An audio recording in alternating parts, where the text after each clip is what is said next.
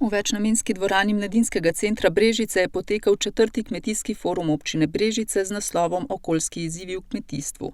Ker se kmetijstvo večkrat znajde na zatožni klopi kot osnaževalec okolja s pesticidi, so se organizatorji odločili, da s pomočjo strokovnih predavanj predstavijo možnosti za zmanjšanje uporabe pesticidov pri pridelavi hrane.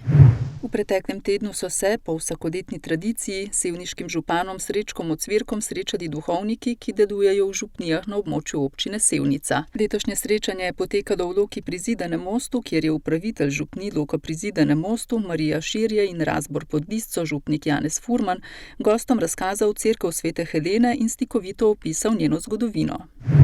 Kulturno društvo Žarek iz Dolenje vasi je v soboto pripravilo že tradicionalno ocvirkijado, na kateri so predstavili različne izdelke in jedi iz ocvirkov.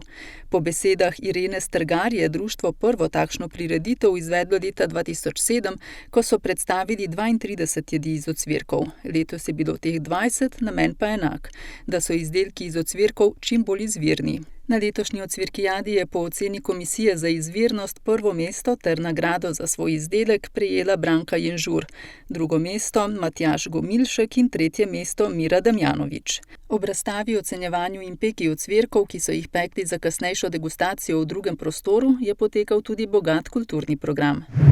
Med 12. in 18. januarjem so se 4 učenci osnovne šole 14. divizije Senovo v spremstvu učiteljic Leo Pravšov-Strelič in Klare Humek odpravili na enotedensko izmenjavo v Belgijo. Na izmenjavi, ki je potekala v okviru projekta Erasmus+, so se srečali z učenci iz Belgije, Španije, Italije in Norveške.